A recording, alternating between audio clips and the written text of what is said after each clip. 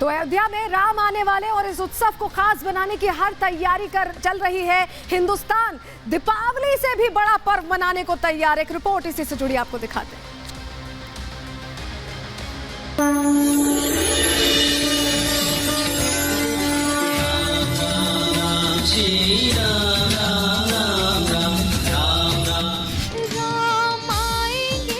मंगल गीतों की स्वर लहरी, वैदिक मंत्रोच्चार, जय श्री राम का उद्घोष, सियावर रामचंद्र की और भव्य दिव्य उत्सव की तैयारी। दुल्हन सा सजा शहर,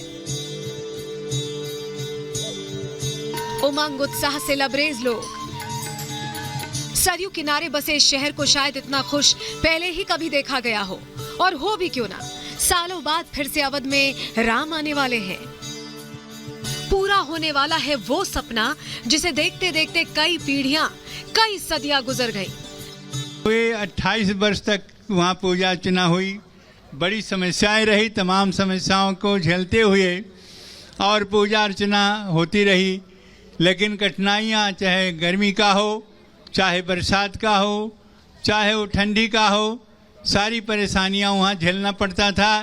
500 वर्षों के तप और संघर्ष के बाद, परिश्रम के बाद, हमारे पूर्वजों द्वारा, महर्षियों द्वारा, हमारे ऋषियों द्वारा और हमारे उन सभी बलिदानियों द्वारा जो ये पल आया है, सच तो ये है, ये सत्य और न्याय की जीत है।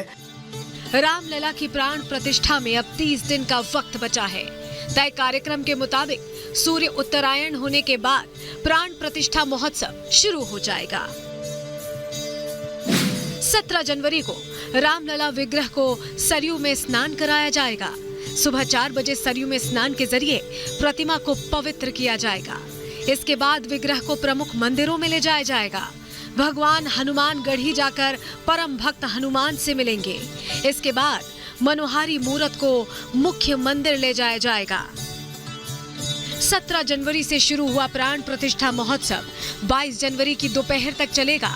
इस दौरान कई तरह के अनुष्ठान किए जाएंगे, लेकिन प्राण प्रतिष्ठा का मूल मुहूर्त 22 जनवरी की दोपहर 12:15 से 12:45 के बीच रहेगा।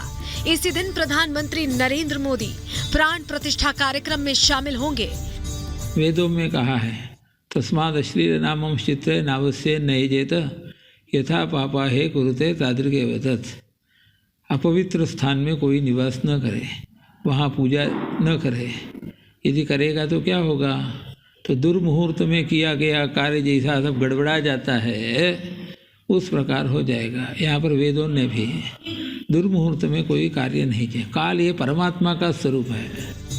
अयोध्या के राम मंदिर को लेकर देश भर में उत्साह है। लोग जानना चाहते हैं कि जिस मंदिर में उनके आराध्य विराजमान होंगे वो कैसा होगा। तो आपको मंदिर की कुछ विशेष जानकारियां भी दे देते हैं। राम मंदिर का निर्माण नागर शैली में किया गया है। मंदिर का गर्भगृह अष्टकोणीय बनाया गया है। मंदिर में विष्णु के अवतार, योगिनी, शक्तिपीठ की मूर्तियां उकेरी गई हैं। सूर्य के 12 स्वरूपों की मूर्तियां भी उकेरी गई हैं। नक्काशी में भगवान राम के 16 गुणों की झलक दिखेगी। भक्त 25 फीट दूरी से रामलला के दर्शन कर सकेंगे। प्राण प्रतिष्ठा से पहले कुल 60 घंटे तक यज्ञ, हवन, 4 वेदों का पारायण और कर्म कांडों का वाचन होगा। बताया जा रहा है कि पूजा का कार्यक्रम 17 जनवरी को सुबह 8 बजे से शुरू हो जाएगा। रोजाना करीब 10-12 घंटे की पूजा अनुष्ठान किए जाएंगे। फिर 22 जनवरी को प्राण प्रतिष्ठा होगी। यही वजह है कि लोग कह रहे हैं कि 1500 साल बाद देश में इस तरह का भव्य धार्मिक अनुष्ठान देखने को मिलेगा। वास्तव में जो कभी कथाओं में सुना करते, देखा करते, मैं कोई अतिशयोक्ति नहीं कह रहा हूँ जी। मुझे वही आज त्रेता का अयोध्या जैसा वातावरण नजर आ रहा है, जब चारों तरफ आनंद, उल्लास और धर्म और संस्कृति को लेकर और भगवान राम को लेकर सारी दुनिया जितनी उत्साहित है, उससे तो करोड़ों गुना ज़्यादा उत्साह अयोध्या में है। ये देखकर हृदय आह्लादित हो रहा है। रामलला के गृह प्रवेश को लेकर नेपाल तक में उत्साह देखा जा रहा है। माता सीता के मायके के लोग कीमती सामान अयोध्या भेजने की तैयारी कर रहे हैं। जनकपुर से मिथिला के लिए करीब 500 लोग 3 जनवरी को रवाना होंगे। हम लोग भी, हम क्या, जनकपुरवासी एकदम ललायित है, उत्साहित है और माता जानकी की जो गृह प्रवेश होगा उसमें हम सब आदमी जो है सो अपने अपने घर से जो है सो कुछ न कुछ लेके हम लोग जरूर जाएंगे। प्राण प्रतिष्ठा महोत्सव के लिए सुरक्षा के भी पुख्ता इंतजाम किए गए हैं। पूरे शहर को छावनी में तब्दील कर दिया गया है। बस इंतजार है उस शुभ घड़ी का जब भगवान राम अपने धाम पधारेंगे और भक्त उस नयन अभिराम मूरत को निहार सकेंगे।